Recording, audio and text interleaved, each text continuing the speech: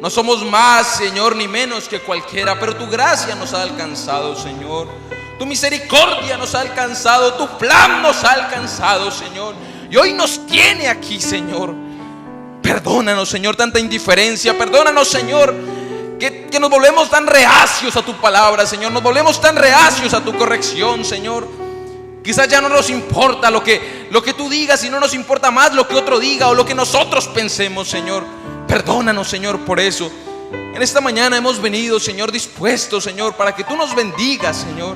Hemos venido dispuestos, Señor, y con el único propósito de escuchar de ti, Señor. Con el único propósito que, así como el ángel vino a Daniel con la instrucción, tú vengas en esta mañana en la forma del Espíritu Santo y hables a tu pueblo, nos hables, Señor. Que tú mismo seas derramado sobre esta gente que se ha reunido en esta mañana, Señor.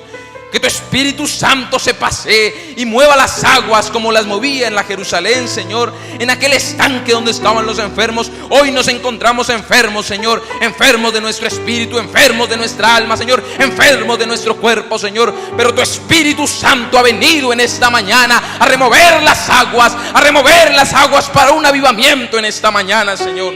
Esperamos que tu Espíritu Santo sea guiándonos, dándonos, Señor, la revelación para la honra y gloria tuya, en el nombre de tu Hijo amado, el Señor Jesucristo. Amén. ¿Por qué no se voltea y saluda a su hermano? Le da la bienvenida a este lugar.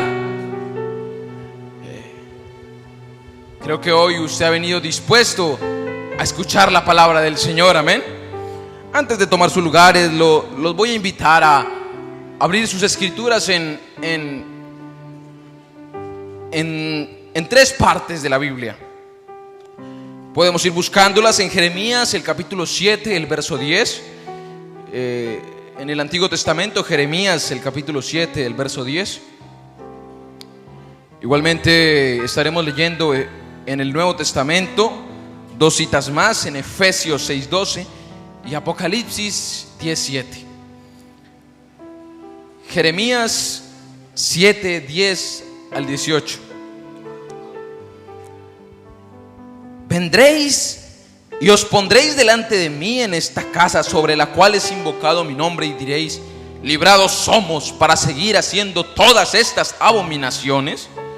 Es cueva de ladrones delante de vuestros ojos esta casa sobre la cual es invocado mi nombre.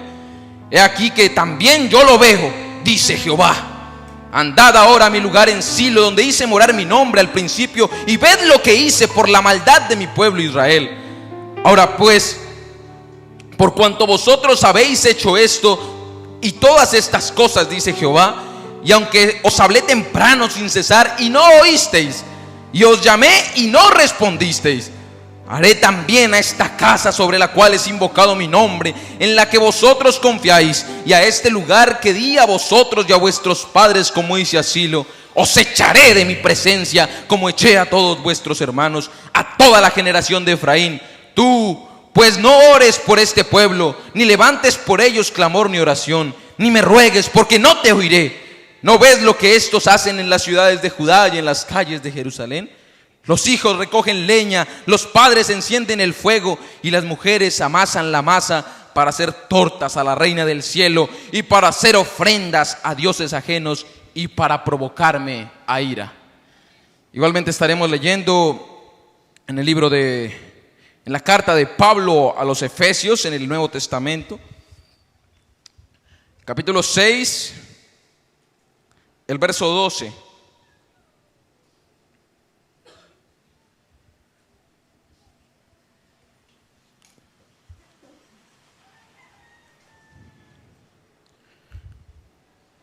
¿Todo lo tenemos?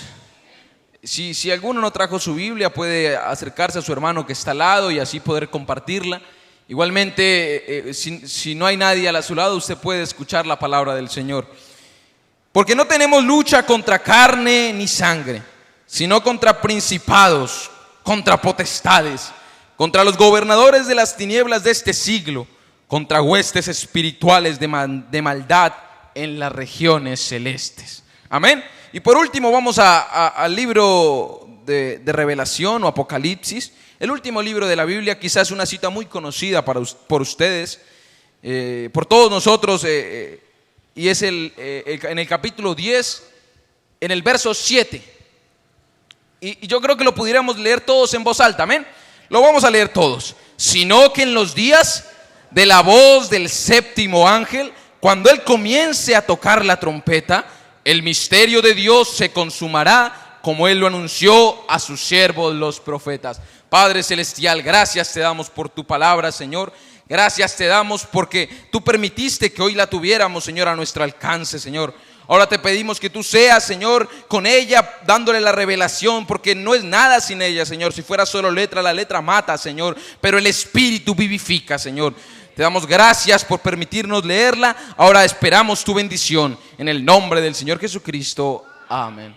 Puede tomar su lugar si es tan amable, colocarse cómodo. No vamos a tener un culto evangelístico en esta mañana.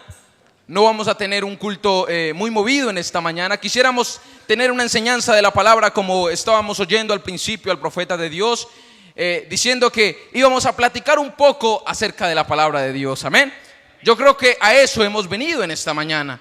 Estamos frescos, hemos descansado, hemos separado este tiempo con un solo propósito. Usted no ha separado este tiempo para hacer cualquier otra cosa. No ha separado el tiempo para venir a mostrar su ropa. No ha separado este tiempo para venir a lucir su peinado.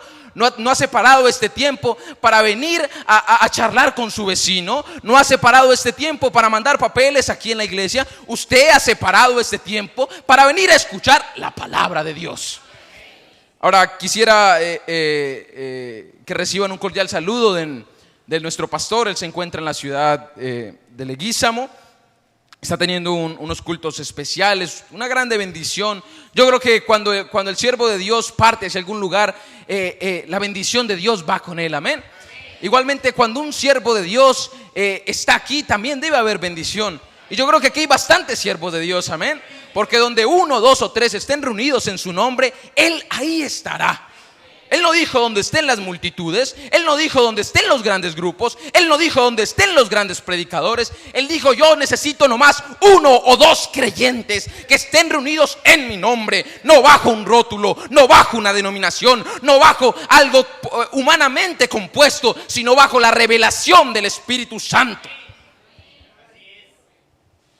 Quizá las denominaciones utilicen esa escritura para decir: aquí estamos reunidos 2 o 3, pero no es reunidos bajo un techo de iglesia, no es reunidos bajo el mismo tabernáculo, no es reunidos bajo ese ungimiento. Estén reunidos en mi nombre.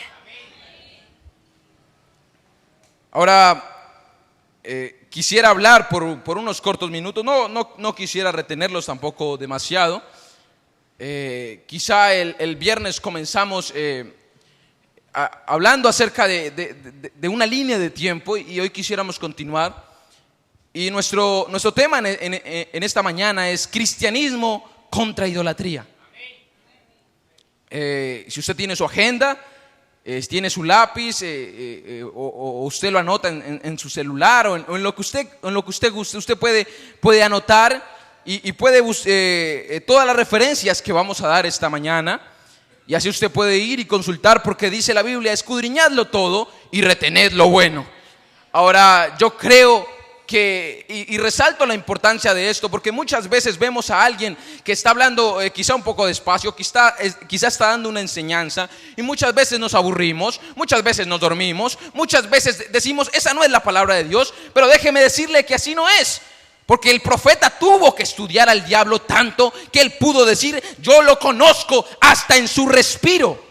Ahora, ¿cuál era la forma en la que el profeta conoció al diablo de tal manera? ¿Cómo él pudo conocer al enemigo de tal manera? ¿Cómo él pudo vencer al enemigo? Él tuvo que estudiarlo. Así como el diablo lo estudia a usted, usted también tiene que estudiar sus movimientos. Usted tiene que estudiar su raíz. Usted tiene que estudiar su cronología, su descendencia, y hasta llegar a usted a la simiente de la serpiente. Y luego llega usted y dice, y usted llega y entiende y dice: yo ya sé qué es eso. Quizá para la gente de afuera lo oyen hablar a usted de la simiente de la serpiente y dicen: no, y eso es un misterio. No es un misterio, porque ya fue revelado. Ahora, quizá para mucha gente sí es un misterio. Es más, para mucha gente en este mismo mensaje todavía es un misterio. En este mismo mensaje todavía es un misterio la unidad de Dios. En este mensaje para mucha gente todavía es un misterio la deidad de Dios. Ahora, nos referenciamos en varios mensajes del hermano Branham. Cristianismo contra idolatría.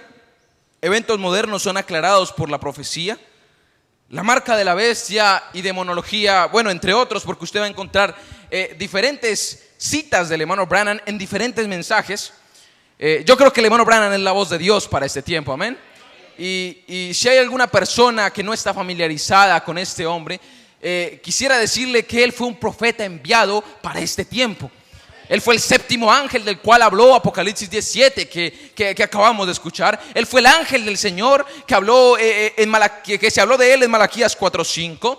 Él es el mismo ángel que bajó a revelar todos los misterios. Ahora ya no hay más misterios para la novia, ya no hay más misterios para el creyente del mensaje. Si hay un verdadero creyente del mensaje, él debe saber que para él ya no hay misterios.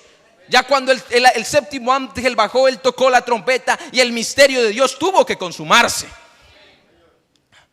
Ahora, no se necesitaba algún predicador con un currículum de teología.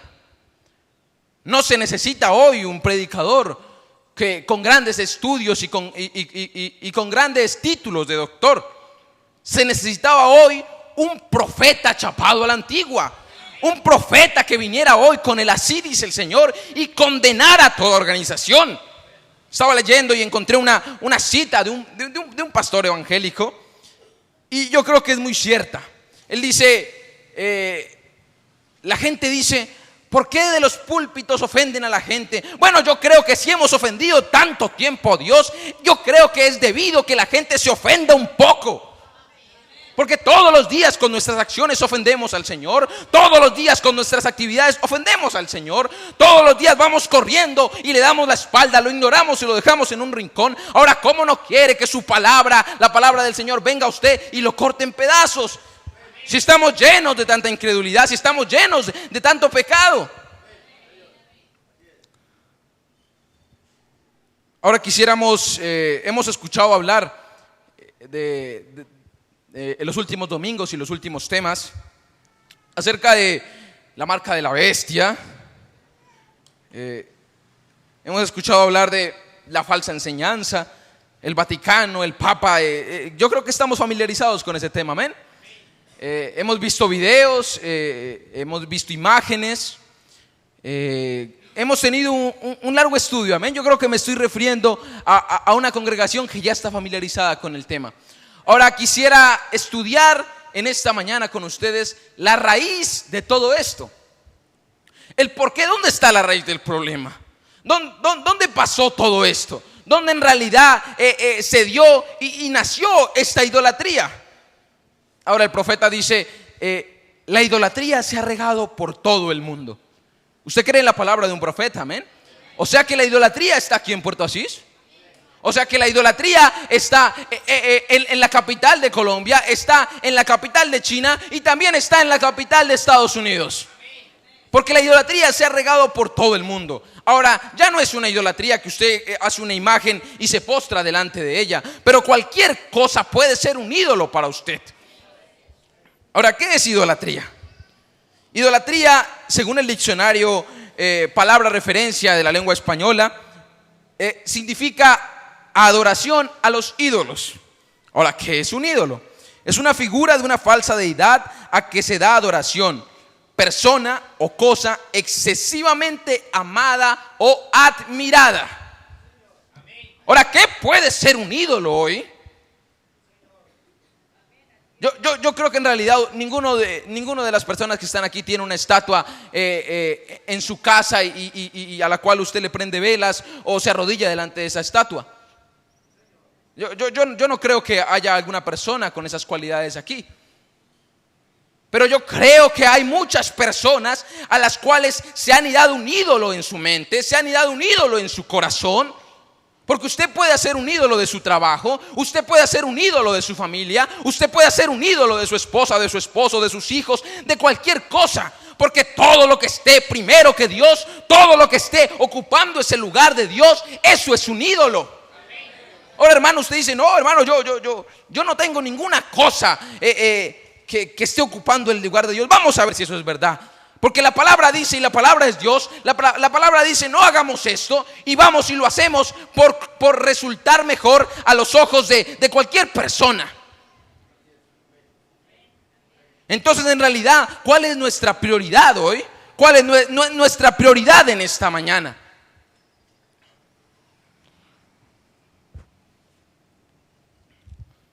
Ahora, basados en esto, quizá nos tendríamos que retroceder en la historia al año 2800 antes de Cristo.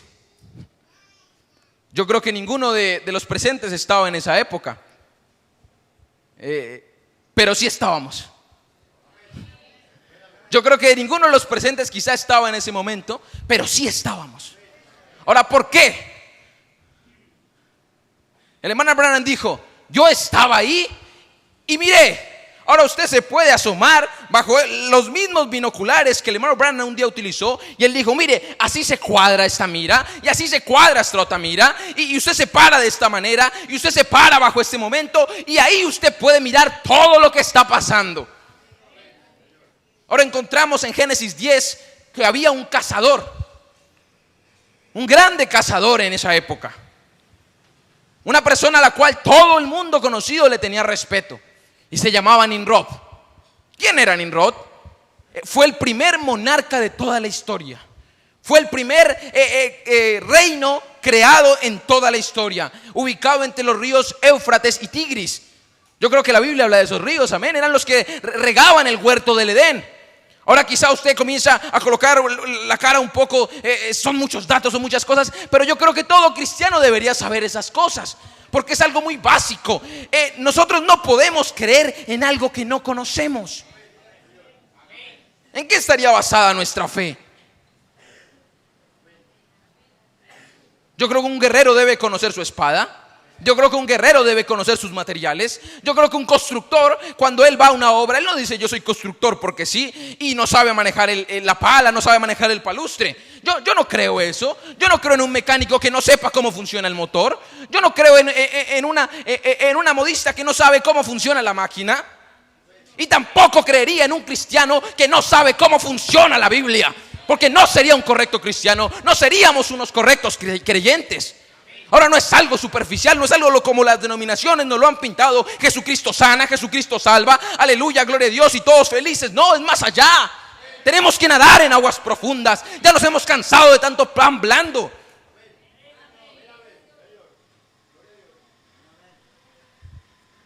Ahora, Nimrod se levantó y comenzó a formar su reino. Ustedes conocen la historia, no nos vamos a detener mucho en ese momento. Y él comenzó a construir una gran torre. Bueno, espero no demorarme mucho. Quisiera tomar desde ese momento unos 40 minutos como máximo, y así ya todos podemos estar en nuestras casas. Ahora él comenzó a construir la torre de Babel, y ustedes conocen la historia. Y ahí fue cuando se dio la confusión de las lenguas en las cuales Dios descendió, destruyó esa torre, y todo el mundo hablaba una sola lengua. Después de la torre de Babel para acá, todo el mundo comenzó a hablar en diversos idiomas, amén. Y se juntaron los que hablaban inglés, y se juntaron los que hablaban esto y los que hablaban lo otro, y se separaron, amén. Yo creo que todos conocemos eso, amén. Ahora, ese no es el punto importante, sino lo que pasó después de la muerte de Nimrod.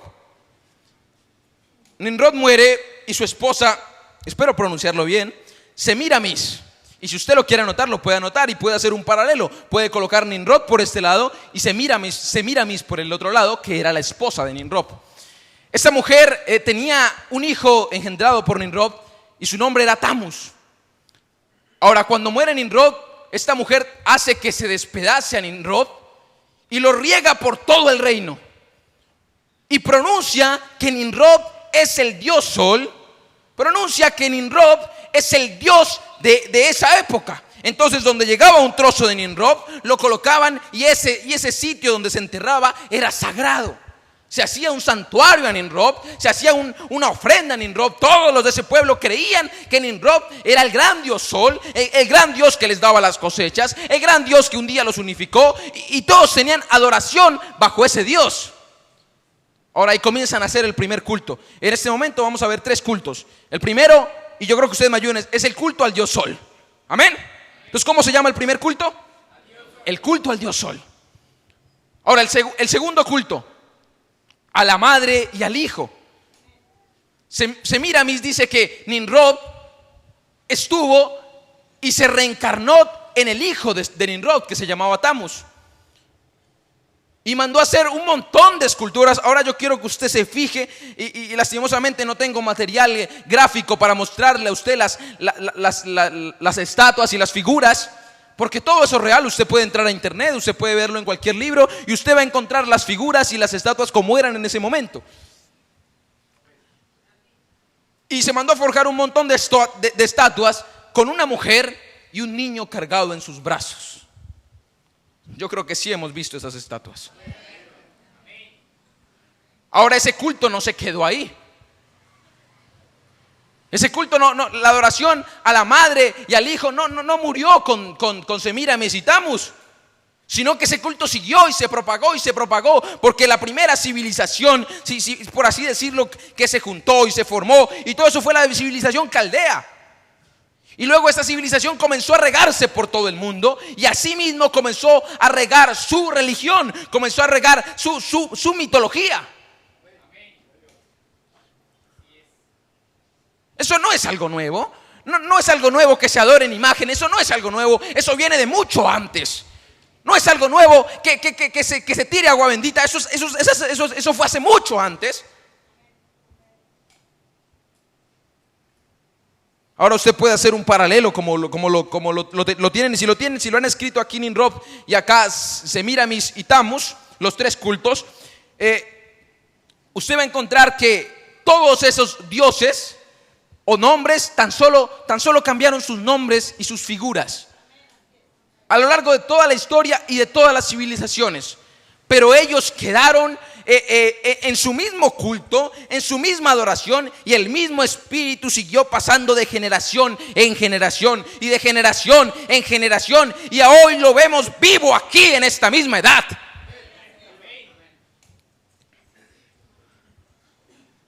Nimrod, el dios Sol, fue conocido como Mitra en Persia, Júpiter o dios Sol en Roma, Ra en Egipto y Apolo en Grecia.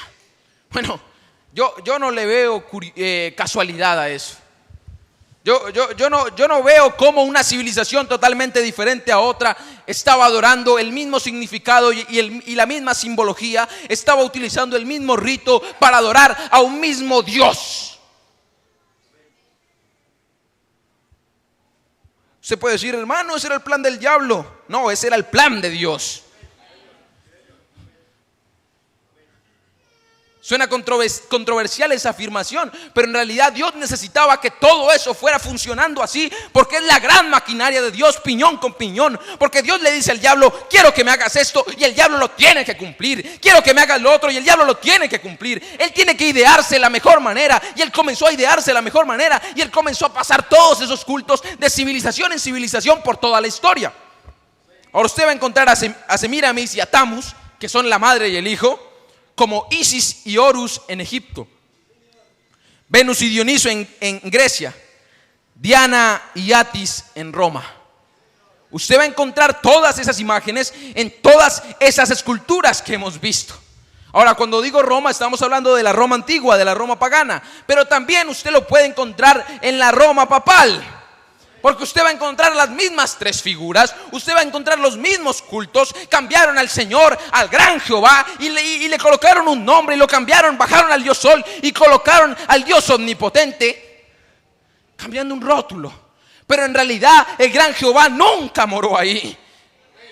El gran Jehová no era un Dios al cual usted lo podía retener en un ídolo. El gran Jehová no era un Dios al cual usted lo podría retener en 4 paredes. El gran Jehová no era un Dios al cual usted lo podía retener en un solo lugar, porque Él era omnisciente, Él era omnipresente, Él era el omnipotente.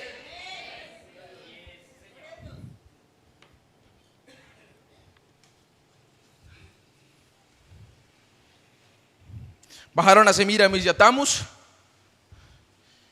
y colocaron a la Virgen María, y a Jesús, haciendo los símbolos de adoración y desligando la naturaleza de Jesús. Entonces ya no es tan solo un Dios, sino que son tres personas, son tres dioses, son tres divinidades, y luego el otro dice que son dos, y luego dice no, que era uno más o menos. No es así.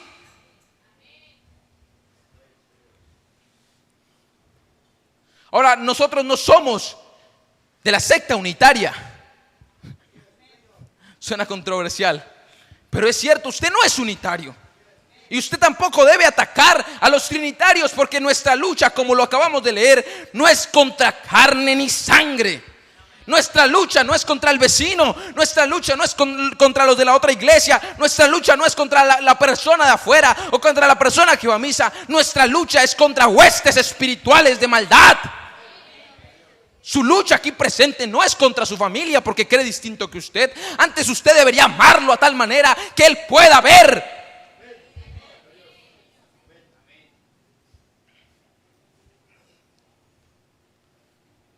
Yo creo que el tiempo es nuestro mayor enemigo. Ya llevo media hora y no he comenzado. Pero vamos a tratar de llegar hasta donde el Señor quiera y acabar lo más rápido posible. Ahora, quizás nos estamos refiriendo a la época antes de Jesús, donde estaban todos estos cultos. Usted puede saber que la única nación en todo el mundo que podía decir: allí está Jehová. Mire su nube, mire su columna de fuego, mire ese torbellino, mire ese milagro, mire cómo abrió el mar rojo. Era el pueblo de Israel. Ahora yo creo que en esta edad hay un pueblo que puede decir eso. Hay un pueblo que puede decir: mire, ahí está la columna de fuego, mire, ahí está la nube, mire, aquí está el Señor que hace milagros, mire, aquí está el Señor que un día caminó por Jerusalén.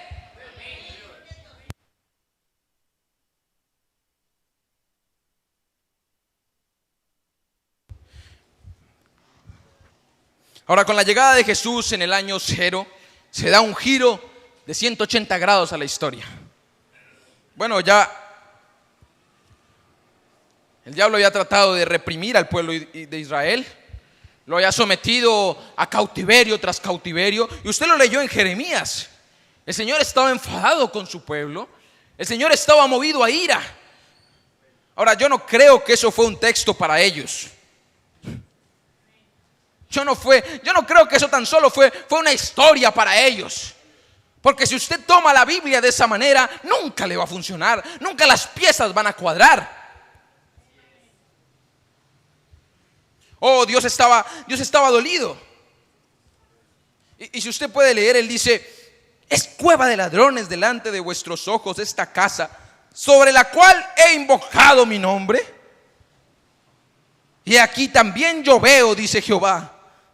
Andad al lugar de Silo, donde hice morar mi nombre al principio, y ved lo que hice por la maldad de mi pueblo Israel.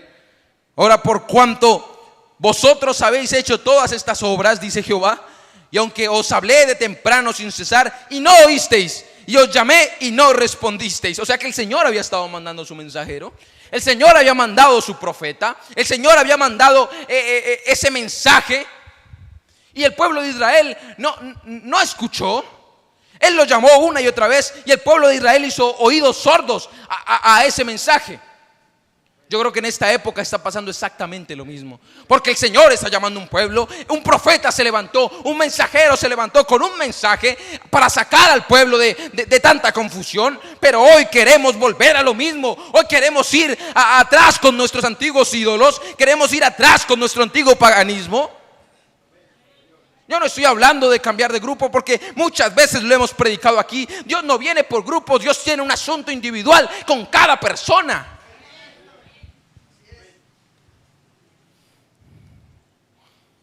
Ahora, cuando llega Jesús, ya no es una mitología, ya no es una superstición, ya no es ni siquiera era, ya se veía como una profecía, porque ya se había cumplido. El Mesías había llegado. ya no estaba sobre ellos en una nube, ya no estaba quizá cubriéndolos en el día y con una columna de fuego en la noche para que no sintieran frío. Ya no era ese mismo. Ya estaba Él con ellos. Ahora, ¿qué es el cristianismo? Y yo quisiera que ustedes me acompañaran a las Escrituras en el capítulo, en el libro de los Hechos de los Apóstoles. Yo creo que todo va cuadrando, todo tiene que ir cuadrando. Usted coloca una cosa aquí y una cosa allá, y luego cuando usted coloca la plomada o cuando jala ese hilo, todo tiene que estar en su lugar, amén. En el capítulo 11, el verso 25. Ahora la iglesia romana ha alegado por muchos años y ha dicho que ellos fueron los primeros cristianos. Amén. Eso siempre se ha proclamado en las grandes iglesias católicas. Pero yo creo que la Biblia contradice esa afirmación. Y dice así la Escritura. Después fue Bernabé, en el verso 25, después fue Bernabé a Tarso para buscar a Saulo, y hallándole le trajo a Antioquía. Y se congregaron allí todo un año con la iglesia, y enseñaron a mucha gente. Y a los discípulos se les llamó cristianos por primera vez en Antioquía. O sea que ahí se desbarata cualquier influencia romana, cualquier argumento romano de que ellos fueron los primeros cristianos. Los primeros cristianos se localizaron en una iglesia quizá no muy lejos de Jerusalén, en un pueblo llamado Antioquía. Amén. Ahora, cuando el cristianismo llegó a Roma, porque sí llegó. Ahora, no fue por Pedro, sino que Aquila y Priscila fueron los primeros cristianos en Roma. Cuando ellos llegaron a esta ciudad, era una metrópoli, era una gran ciudad, era como hoy podemos decir Nueva York, o como hoy podemos decir aquí en Colombia, Bogotá. Era la ciudad más grande del imperio y todo el mundo iba para allá. Ahora, cuando el cristianismo llega a Roma, Roma tenía 400 dioses oficiales.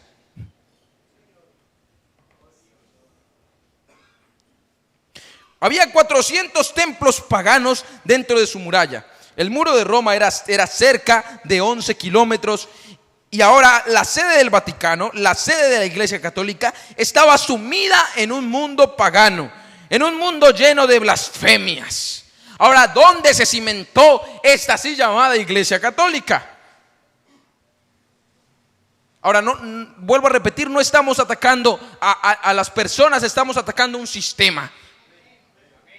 Porque si usted ve la verdad y no la dice, es como si usted también estuviera hablando con mentiras. Yo no creo en un creyente arrogante y en un creyente grosero, pero sí creo en un creyente que se pare por lo que cree. Yo creo en un creyente que se pare delante de cualquiera y delante de los que sea, respaldando el mensaje del Señor. Ahora quizá vamos a repasar algunas cosas de las que dijimos el día viernes. Y cuando un adorador romano iba a hacer su culto, ellos eran sinceros. Déjeme decirle que no había hipocresía y quizá eran más sinceros que muchos de nosotros. No había hipocresía en ese momento. Y ellos querían que esos dioses les contestaran. Ahora él cogía y él podía escoger entre los 400 dioses y 400 templos que habían en una sola ciudad. Él podía escoger el que él quisiera. Yo voy a ir donde Artemisa, yo voy a ir donde Venus, yo voy a ir donde tal, puedo ir donde cualquiera, depende de mi necesidad. Ahora, él iba allá y él pagaba cierta cantidad de dinero. Eso no ha cambiado. Él iba y pagaba cierta cantidad de dinero y le daban una vela. Eso está en la enciclopedia papal de Roma. Usted encuentra esos datos. En el volumen 1 usted puede encontrar muchos de los datos de los cuales estamos hablando aquí. Usted también puede encontrar eso en las dos Babilonias de Alexander Islov. Usted puede encontrar esos documentos en diferentes mensajes del profeta y en diferentes libros históricos que confirman su veracidad. Ahora, él pagaba esa cantidad y se le daba una vela de sebo. Y él iba donde estaba el altar de aquel dios, estaba el ídolo grande, la imagen grande ahí. Y delante de ese ídolo había un altar. y, y él tenía que prender esa vela con el fuego de ese altar y luego encenderla delante de ese ídolo y luego postrarse delante de ese ídolo para tener comunión con ese ídolo.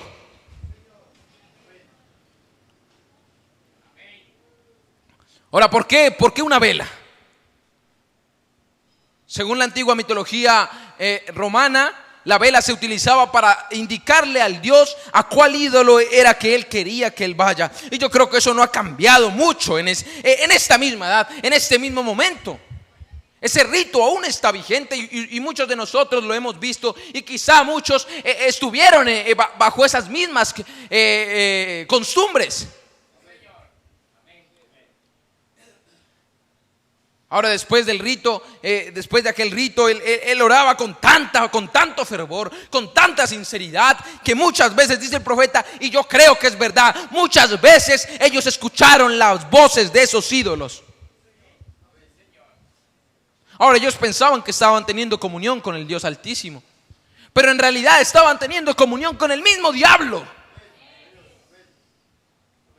Ahora, eso no es lo doloroso, eso no es lo trágico. Lo trágico es en esta misma edad que muchos de nosotros o mucha gente quizá está pensando que está teniendo comunión con Dios, está pensando que tiene comunión con el Altísimo, está pensando que está bien en lo que está haciendo y lo único que está haciendo es estar rindiendo culto a Satanás. Eso va a ser lo triste. Señor, en tu nombre echamos fuera de demonios, en tu nombre sanamos, en tu nombre predicamos, no los conozco, fuera de aquí, hacedores de maldad. Eso va a ser lo trágico. Ahora, después de eso se le llevaba una comida a la persona que estaba haciendo la ofrenda y él colocaba esa comida frente a los ídolos y la sacrificaba y regaba los pies. Ahora, ese era el rito del culto pagano, amén. Y muchas de esas cosas se adoptaron en la nueva iglesia. Porque la iglesia católica no se fundó ni siquiera en el primer siglo, ni en el segundo. Ahora ellos dicen, no, nuestra iglesia la fundó Jesús. Nuestra iglesia la fundó Pedro. Yo me imagino a Pedro colocando un ídolo en una iglesia cuando él era israelita. Yo me imagino a Pedro colocando una imagen de la Virgen María cuando él sabía, oye Israel, Jehová vuestro Dios uno es. Solamente a él adorarás, a ninguna imagen te inclinarás. ¿Cómo podía Pedro? ¿En qué parte de la memoria de Pedro? ¿En qué parte de la mente de Pedro él podía colocar una estatua aquí y otra estatua acá y decir todos son santos, todos prendámosle velas? Nunca. El santuario israelita no era como eso.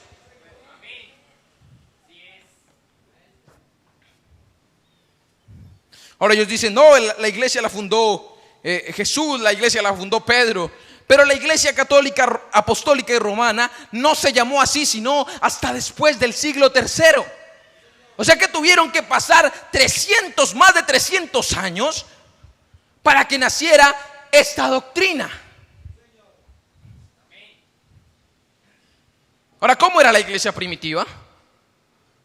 Si usted puede encontrar en los hallazgos arqueológicos, usted va a encontrar que la mayoría de iglesias antiguas del siglo III hacia atrás tienen un montón, tienen su púlpito, su lugar donde se hablaba, su lugar donde se reunían como una sinagoga, y al lado derecho o al lado izquierdo había una gran pila bautismal. Eso usted lo encuentra en cualquier iglesia del tercer siglo hacia atrás. Ahora, ¿de dónde nace el bautismo que no sea por inmersión sino por rociamiento? ¿Dónde nace eso? Si en realidad Jesús fue bautizado por inmersión, Jesús fue bautizado sumergido en el agua, porque la palabra bautismo no significa otra cosa sino sumergirse en agua. ¿De dónde se saca el bautismo a los niños? Ahora, todos estos ritos comenzaron a colocarse y a quitarse, y algunos a modificarse a lo largo de la historia, y ninguno estaba basado en la Escritura. Pues para la iglesia, afirmación papal en la enciclopedia papal, volumen 1, Dios está en su iglesia, no en un libro, su palabra. Yo no sé, pero yo no puedo estar basado en las ideas de un hombre. El que cree en mí, como dice la Escritura, El que cree en mí, como dice la Escritura, no como afirma una iglesia, no como afirma una persona, no como afirma un sistema. El que cree en mí, como dice la Escritura. Usted no puede sacar la palabra del Señor y colocar un credo. Usted no puede sacar la palabra del Señor y colocar un dogma. Usted no puede sacar la palabra del Señor y colocarse usted mismo. Eso es falso, eso es anticristo. Porque Dios es su palabra, ese mismo verbo, ese mismo logos es su palabra. Y Él no puede borrarse, Él es infalible, Él es indeleble. Ahora, eso tan solo no se quedó con la iglesia romana, pasó a las iglesias protestantes. Todos han querido cuadrar la Biblia a su manera. Pero déjeme decirle que la Biblia no es de nadie. La Biblia no es ni de los católicos ni de los evangélicos. La Biblia es de su autor. La palabra del Señor no puede ser modificada a nuestro antojo. Como yo quiero que tal persona pueda hacer esto, entonces yo cambio cierta parte de la Biblia, porque el que agregue una J y una tilde, ¡ay!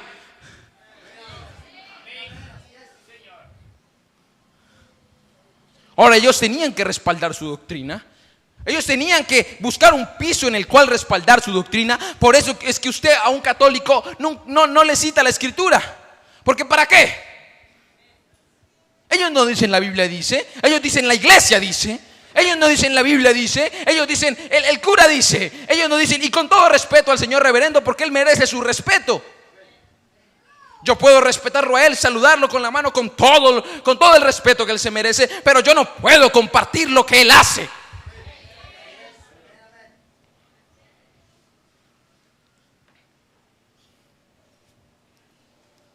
Qué tremendo. Yo creo que cualquier persona que estuviera en ese sistema, no hemos ni profundizado todavía, no hemos ni abierto la tapa del libro y ya estamos viendo todas estas cosas. Ahora, se necesitaba alguien que nos dijera y nos sacara fuera de ese problema. Se necesitaba alguien que diera el clamor y dijera: salid de allí, pueblo mío. Se necesitaba alguien que se parara, no bajo una superstición del mismo, no bajo una revelación del mismo. Se necesitaba alguien que bajara con la revelación de Jesucristo en esta edad. No cualquier revelación, no cualquier trompeta tocada, no cualquier sonido incierto. Se necesitaba una trompeta que alborotara al pueblo con un mensaje. Con una sí, dice el Señor. Ahora esa es la gran ramera, pero las hijas están tal cual la madre. Solo ha cambiado el rótulo. Solo ha cambiado las cuatro paredes. Solo ha cambiado la forma en que adornaron su templo. Porque en realidad el mismo rito está ahí. Yo creo que hemos estado viendo muchos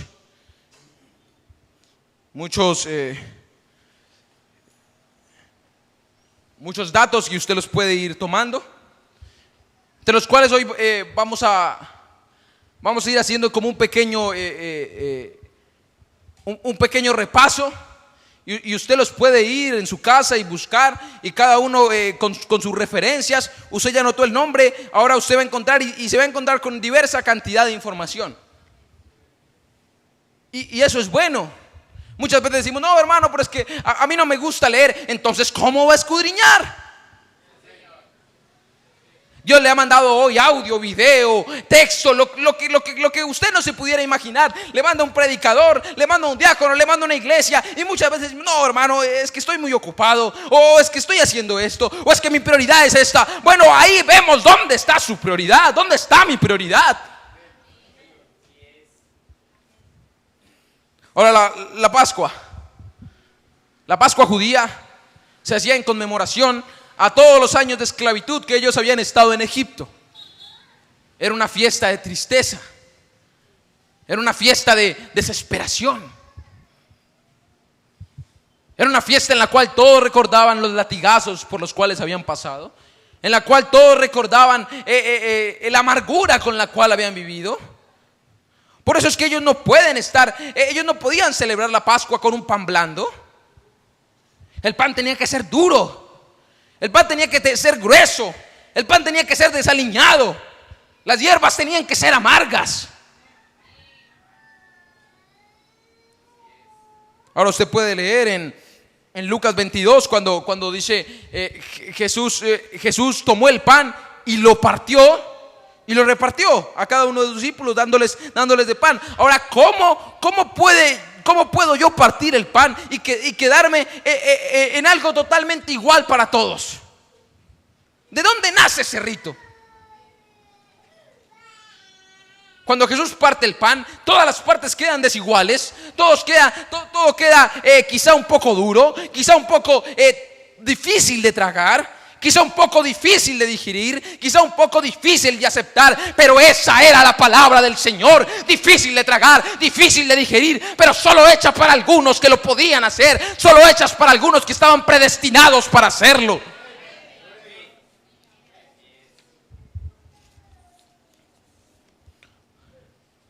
Usted puede leerlo en Jeremías, el capítulo 7, el verso 18.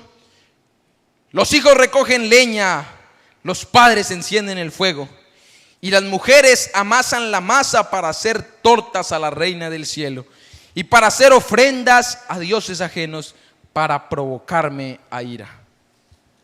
¿De dónde viene este rito?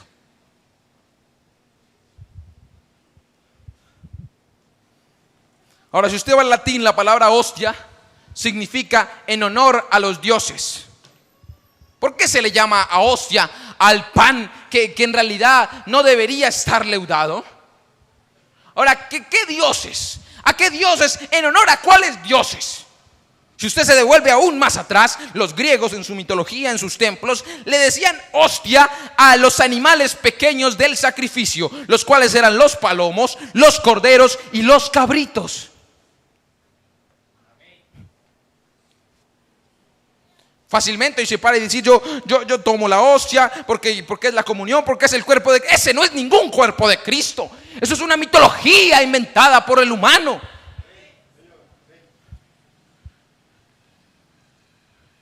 En ninguna cena judía, ni siquiera hasta ahora, usted va a encontrar el pan hecho de esa manera, el vino de esa manera, y el sacerdote se toma el vino y no le da a participar a la gente. Cuando en realidad Jesús, Él convidó a todos los 12 y les dio y les repartió y le dijo: este es mi cuerpo, es un símbolo, ese es el símbolo de la comunión.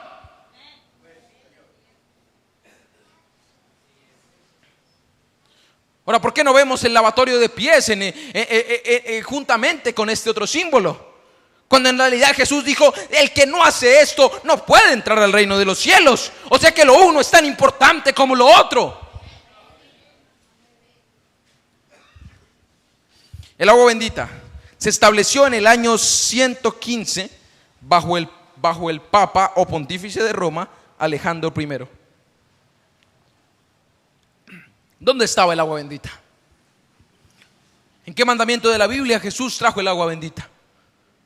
No, en ninguno, ellos no lo podían encontrar. Ellos no tenían una enseñanza bíblica en la cual apoyarse. Algún papa dijo: no, de ahora en adelante vamos a rociar cierta clase de agua y se le va a llamar agua bendita, y de ahí se estableció.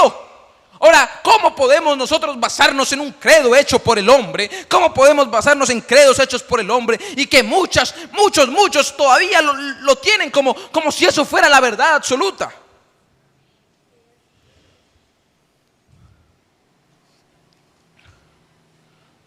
Ahora, en el siglo I, cada congregación tenía su pastor o obispo. Estamos hablando antes de la creación de esta iglesia. Dice el profeta, y con todo respeto, pero yo creo que la palabra del Señor es dura y es cortante. El profeta dijo: no son iglesias, son logias. Dijo el profeta en el mensaje de la acusación: yo los acuso como prostitutas del evangelio.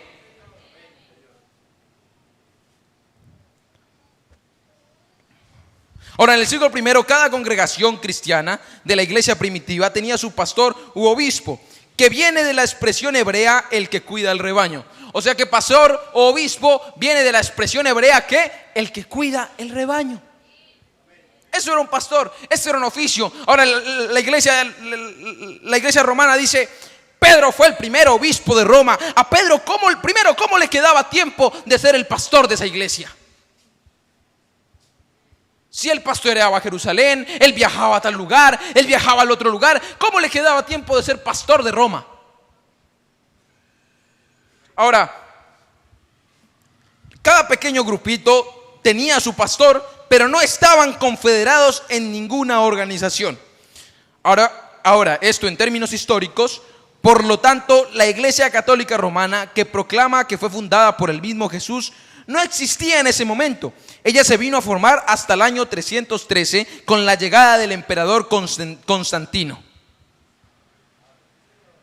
O sea que la formación de esta iglesia, la formación de esta logia romana, no se vino a dar sino muchos años después. Ahora, se dice que el primer papa de Roma fue Pedro. Yo creo que hay una controversia, porque en realidad los papas no existían hasta el siglo XI. En el año 1093, el Papa Urbano II anunció y dijo: de ahora en adelante todos los obispos de Roma, que son la mayor autoridad de la iglesia romana, se van a llamar papas. Entonces, ¿cómo Pedro pudo llamarse el Papa? Cuando en realidad eso fue un título creado por el hombre 1000 años después. Ahora, todos esos grupos los obligaron a confederarse, todos los pequeños grupitos en el año 300 los obligaron a juntarse, y quizá muchos engañados fueron. Nos vamos a establecer como una iglesia y nuestra sede principal va a estar en Roma. ¿Por qué en Roma? ¿Por qué tenía que ser en Roma si esa era la iglesia verdadera? ¿No hubiera sido más lógico que estuviera en Jerusalén o en otra ciudad? ¿Por qué tenía que ser en Roma? Porque la profecía tenía que cumplirse. La ciudad de los 7 montes, la gran ramera sentada sobre ellos, donde todos los moradores de la tierra se postraban delante de ella y la adoraban. Tomaban de su vino, tomaban de su cáliz y se emborrachaban con sus fornicaciones.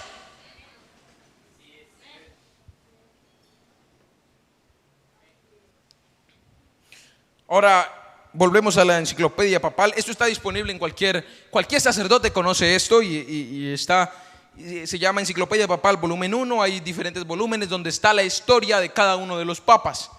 Comienza desde Pedro, según ellos, hasta el papa actual. Todo esto se va actualizando cada año. Y dice, ahora la iglesia romana dice que Pedro a Roma en el año 44, esto lo dice el profeta. Pero como usted puede ver en las escrituras, en este año el emperador Claudio ordenó que ningún judío podía entrar a Roma. Hechos 18. Cuando Aquila y Priscila fueron los fundadores de la iglesia primitiva en Roma, tuvieron que salir por edicto imperial. ¿Cómo puede decir que Pedro fundó su organización si Pedro nunca pudo estar allí? Eso es así, dice el Señor. Ahora Pedro proclama, el emperador Claudio proclama un edicto real y dice: no quiero ningún judío ni ningún cristiano dentro de las fronteras de mi imperio.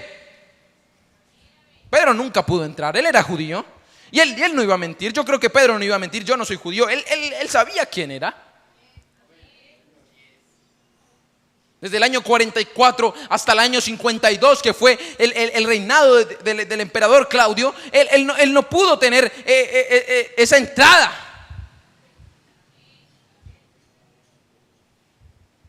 Ahora citamos de la Enciclopedia Papal el volumen 1. En cuanto a la duración de su actividad apostólica en la capital romana, está hablando de Pedro en Roma, la continuidad o no de su residencia allí, los detalles de éxito de sus trabajos y la cronología de su llegada y muerte, todas estas cuestiones son inciertas y pueden resolverse solamente mediante hipótesis. Ahora, ellos afirman que Pedro estuvo allí, pero su misma historia los niega. En realidad tan solo son ideas, tan solo son hipótesis. A alguien se le ocurrió decir que Pedro había llegado allá y se había convertido en el obispo de Roma y por eso todos tenían que seguir a esa ciudad, cuando en realidad el ángel del Señor nunca visitó esa ciudad.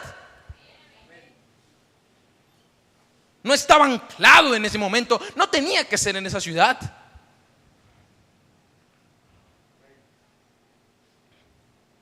Ahora, la expansión de los cristianos no se dio por los católicos, no se dio por la iglesia católica.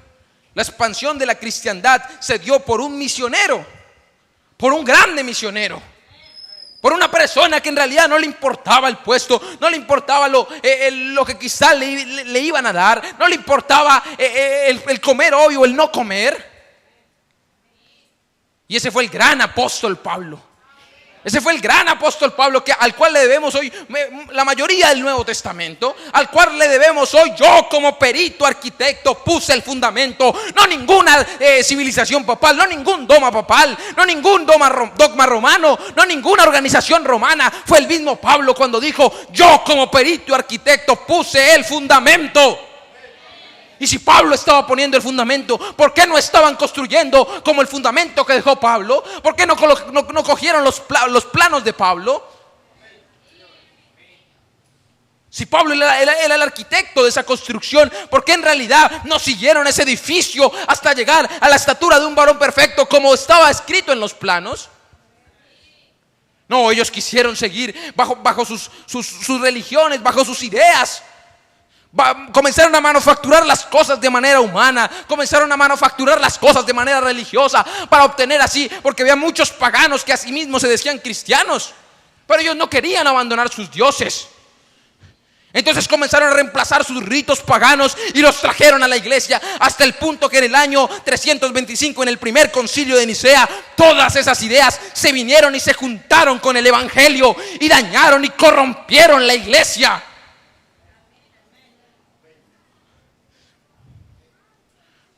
Se tenía que levantar un profeta, se tenía que levantar un hombre que se parara en contra de eso. Se tenía que parar a alguien que dijera: eso está mal, salgan de allí en este mismo momento. No hace falta un montón de ritos, no hacen falta dogmas. Hoy no hacen falta grupos que se autodenominen el camino de la salvación. Hoy hace falta un verdadero creyente que se pare por la palabra, que tome la decisión correcta, que se pare por Dios. No se necesitan imágenes en el rincón, en cada rincón de la iglesia. No se necesita una imagen que no tiene vida. No se necesitan imágenes de Dios. Se necesita Dios mismo en la iglesia, Dios mismo en el creyente, Dios mismo en usted, Dios mismo en usted, Dios mismo en nosotros. Se necesita un Dios en la escena, se necesita un Dios con piel, se necesita un Dios que esté aquí mismo. Os envío como ovejas entre los lobos, como luz en la oscuridad. ¿Quién es esa luz? ¿Quién es esa luz aquí en Puerto Asís? ¿Quién puede ser esa luz en tal colegio? ¿Quién puede ser la luz en tal ciudad o en tal familia? ¿Quién es la luz? Usted fue llamado a ser luz. Usted fue llamado a ser luz en medio de tantas tinieblas. Usted fue llamado en esta misma edad, no porque usted se ganó la lotería, no por suerte. Esto no es suerte, esto es predestinación. Esto va con un mensaje de y para, y usted y él es el remitente y usted es el que lo va a recibir.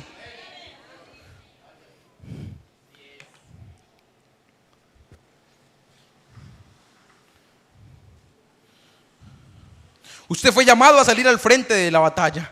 Mientras todo el mundo está creyendo en tantos credos y dogmas, usted puede levantarse firme, limpio delante del Señor. Hoy se necesita Dios caminando por las escuelas en un joven. Hoy se necesita Dios caminando por las calles en un hombre correcto. Hoy se necesita Dios en las casas con una mujercita. Hoy se necesita Dios real en la iglesia. Ya no hace falta tanta idea religiosa. Hoy se necesita algo real. El mundo está cansado de que las iglesias se peleen por los cristianos, se peleen y estén más preocupados por cuál es la que tiene más adeptos. El mundo está cansado de todo eso. El mundo hoy quiere una luz en tanta tiniebla. El mundo hoy quiere una luz que pueda sacarlos de allí.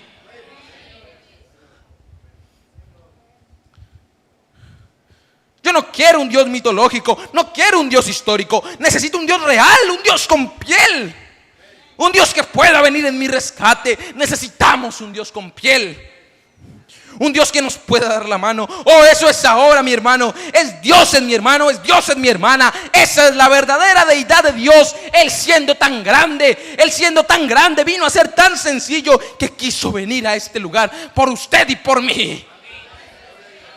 Oh, Él era el omnipotente, Él era el grande, Él es el gran yo soy, Él era el gran Jehová. Y él no tenía por qué hacerlo. Él no tenía compromiso por qué hacerlo, pero Él no le importó lo demás. Él bajó desde su gloria y se materializó en un hombre para morir por usted, para morir por mí. ¿quiénes éramos nosotros para que todo se nos revelara? Oh, muchas veces despreciamos la gracia de Dios, muchas veces despreciamos su infinita misericordia, cuando Él en realidad lo dio todo porque usted hoy pudiera venir. Se nos envió un profeta, se nos envió un Espíritu Santo, se nos ha enviado una iglesia, se nos ha enviado un pastor. Y muchas veces nos comportamos tan reacios con la palabra que le damos la espalda a aquel que por nosotros vino. Nos comportamos tan antipáticos a todo lo que nuestros hermanos un día sufrieron por nosotros. Dios no quiere obras en esta mañana. Dios no quiere que usted se justifique por lo que usted ha hecho. Dios no quiere que usted saque sus excusas. La obra de Dios es que creáis en el que Él ha enviado. Es lo único que Él pide en esta mañana. Es que usted se levante como un creyente verdadero de aquí. Es que usted salga de aquí con una convicción real. Yo me voy a parar por lo que creo de ahora en adelante. No se necesita más formalidad en la iglesia. Ya nos hemos cansado de tanta formalidad, tantas iglesias sucias, o se han hecho habitación de toda ave inmunda que se ha posado sobre ella. Déjeme decirle, Dios no quiere algo manufacturado con manos religiosas. Dios no quiere algo preparado por nuestro intelecto. Dios quiere un arrepentimiento sincero. Dios quiere una oración sincera. Él quiere una petición sincera. Él quiere un clamor sincero. Él creó a Israel, Él creó a ese pueblo, Él lo amó con amor eterno. Él había dado todo por Israel. Ellos le daban la espalda todos los días y Él iba y los rescataba de sus enemigos. Como un águila que junta sus polluelos y los protege bajo sus alas. Como un pastor que cuida el rebaño, así he llorado por Israel. Oh, pero déjeme decirle que ellos lo abandonaron. Déjeme decirle que un día ellos eligieron, que ya no querían que Dios los gobernara. Un día ellos quisieron parecerse al mundo. Un día ellos quisieron parecerse a todo lo que los rodeaba. Un día ellos dijeron que ya no les hacía falta el sistema de Dios. Ellos querían el sistema del mundo. Ellos querían escoger sus reyes. Ellos querían escoger sus dioses. ¿Cómo sería el quebrantamiento del Señor en ese momento? ¿Cómo es el quebrantamiento del Señor en este mismo momento? Cuando Él nos lo ha dado todo y nosotros hoy nos vamos y lo dejamos a un lado, le damos la espalda, nos vamos bajo nuestros sistemas, nos vamos bajo nuestras creencias y nuestros ritos. Porque en realidad eso es lo que hacemos, nos creamos nuestras propias justificaciones.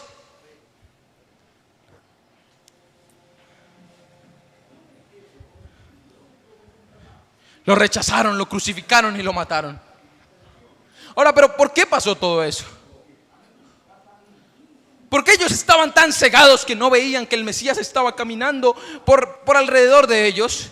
¿Por qué ellos estaban tan ciegos que no veían que en realidad el mismo Dios que estuvo con Moisés en ese momento estaba caminando por Jerusalén en un hombre sencillo, en un hombre que quizá no era a la vista de todos un gran intelectual, en un hombre que a la vista de todos quizá era un campesino más, con sus pies sucios, su túnica un poco polvorienta por todo el viaje, sus cabellos largos, pero quizá no habían sido cuidados de la mejor manera por todo el trabajo que había tenido? ¿Cómo puede Dios estar en ese hombre? ¿Cómo puede Dios estar en ese hombre tan sencillo? Hoy yo pregunto lo mismo. ¿Cómo puede Dios estar en unos hombres y en unas mujeres tan sencillos?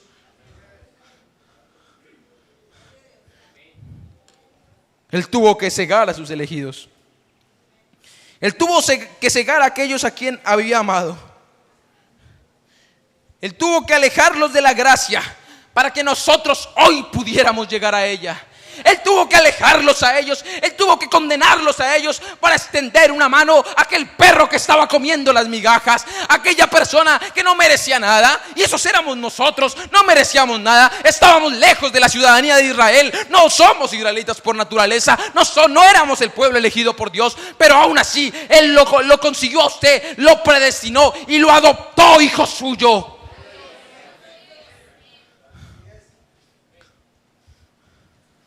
No fue porque usted era mejor, no fue porque usted era peor. Eso tan solo fue gracia. Eso fue tan solo gracia que se extendió hacia usted, que se extendió hacia mí, que se ha extendido hacia nosotros. Gracia, gracia, gracia, gracia. No fueron nuestras obras, no fue nuestra capacidad. Éramos indignos, pero Él nos hizo dignos. Éramos pecadores, pero Él nos hizo perfectos. Él confía en usted para que usted lo representara hoy. Él confía en usted para que usted lo representara en esta última edad, donde el infierno había sacado todo, donde el infierno había liberado a los demonios que estaban reprimidos en el Éufrates y en el Tigris, donde había sacado todo su potencial, todo su armamento. Está usted parado frente a un ejército demoníaco. Hermano, pero es que es difícil. Es todo el infierno en contra mía. Estoy parado y veo cómo nos rodean, Eliseo. Mira, no miras cuántos han acampado contra nosotros. No miras cuántas enfermedades. No miras cuántos espíritus. No miras cuántos problemas. No miras cuántas circunstancias. Oh, iglesia, en esta mañana, más son los que están con nosotros. En esta mañana yo quiero decirles a ustedes que más son los que están con usted, porque Él le dijo a usted: esfuérzate y sé valiente, que yo estaré contigo. Nunca te abandonaré, no te desampararé, no te dejaré ni un momento. Él es su amparo, Él es su refugio, Él es su torre fuerte en esta mañana. Él es aquel por el cual va a responder por su vida.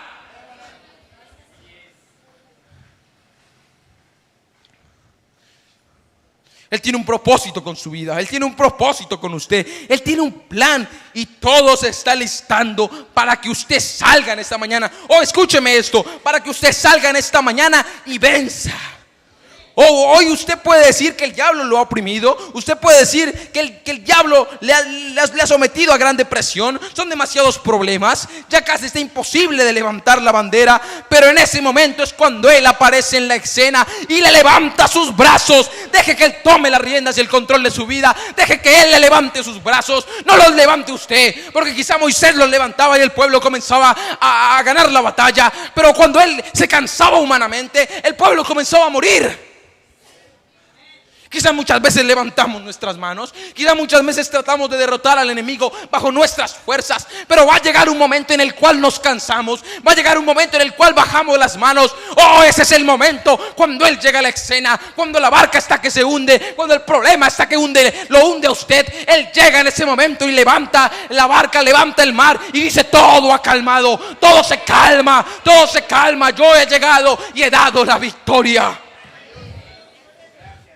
Deje que Él tome control de su vida. Deje que Él tome control de su familia. Deje que Él tome control de sus hijos. Deje que Él llegue a la escena. Deje que Él llegue en ese momento en el cual toda esperanza se ha perdido. Y Él diga con autoridad: Lázaro, sal fuera. ¿Usted tiene algún problema en esta mañana?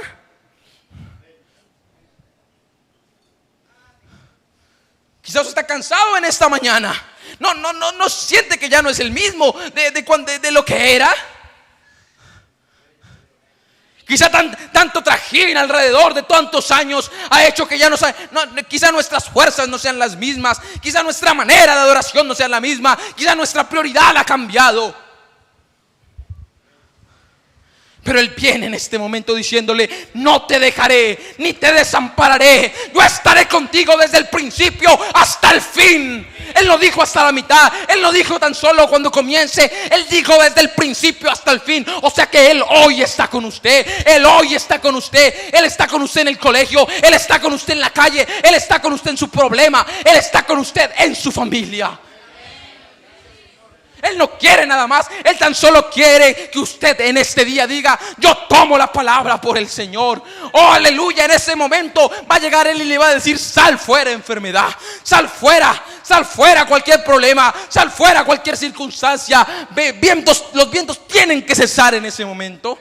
Ha llegado la salvación a esta casa. La salvación tiene que llegar a esta casa. La salvación tiene que llegar en este mismo momento a nosotros. La salvación tiene que llegar a esta iglesia. La salvación tiene que llegar a cada uno de nosotros. La sanidad tiene que llegar. El perdón tiene que llegar. La gracia hoy ha llegado.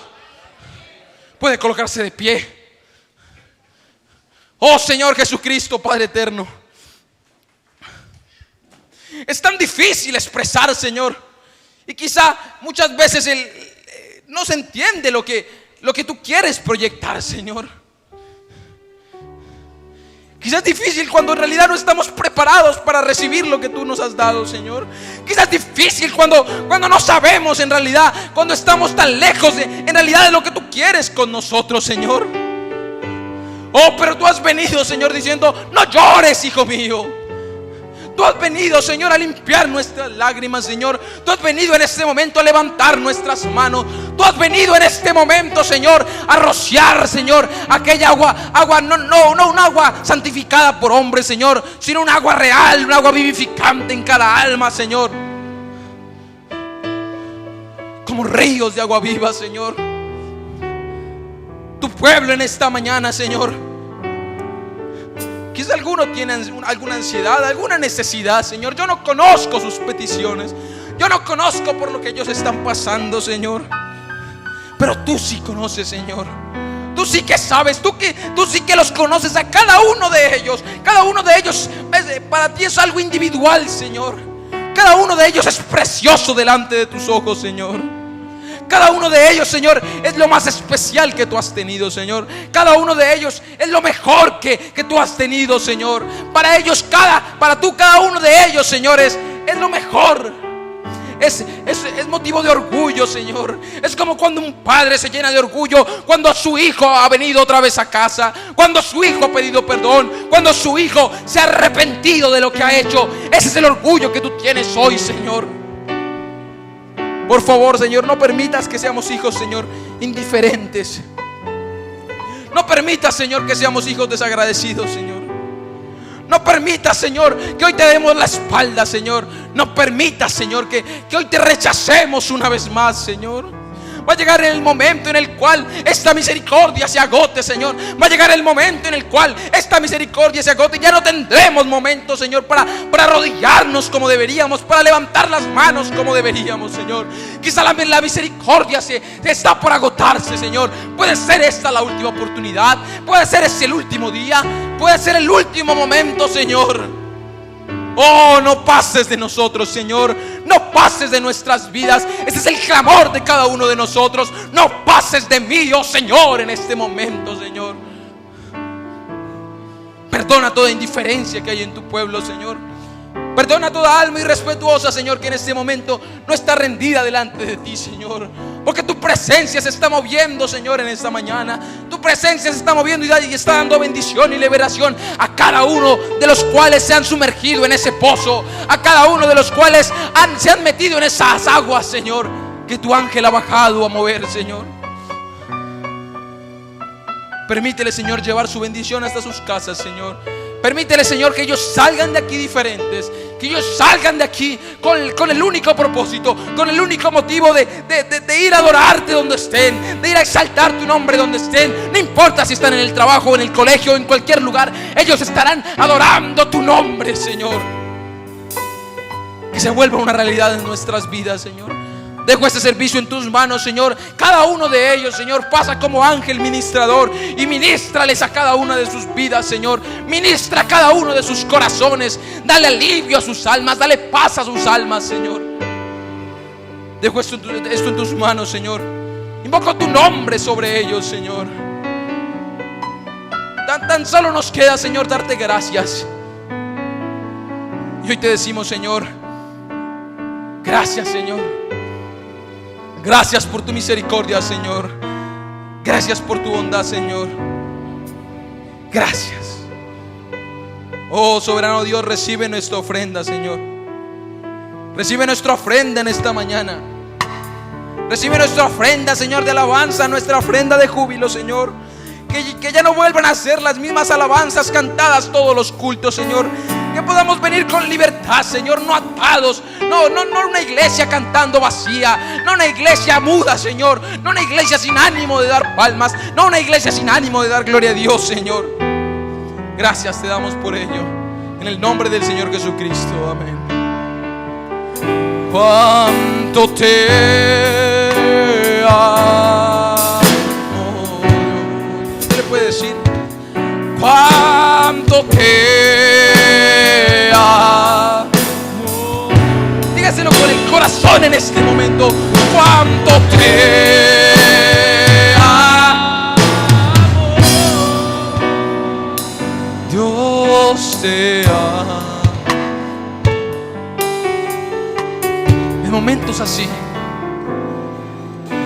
momento así, levanto mi voz, levanto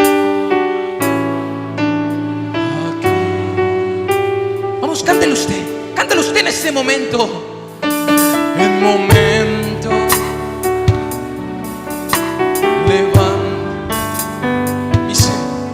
levanto mis manos a Él. Ahora usted con autoridad puede decir: oh Señor, cuánto te amo.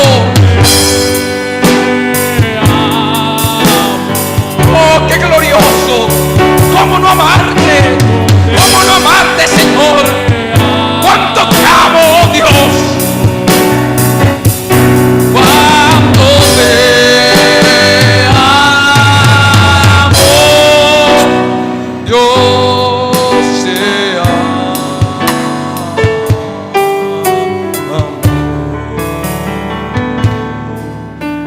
Le amo, le amo,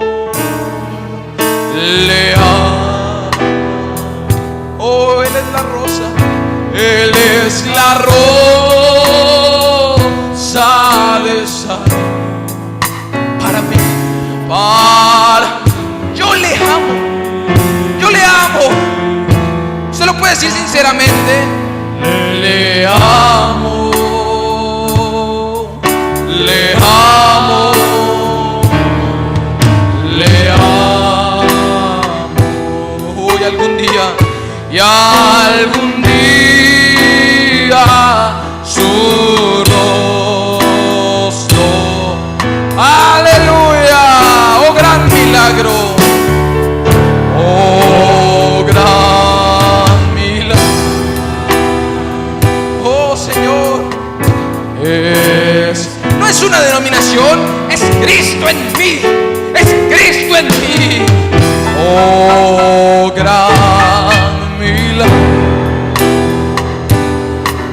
Es el día en el cual Él es una revelación para usted. Él es una revelación en el momento en que Él se encarna en usted. Mis ojos Él abrió y libertad me dio. Oh gran.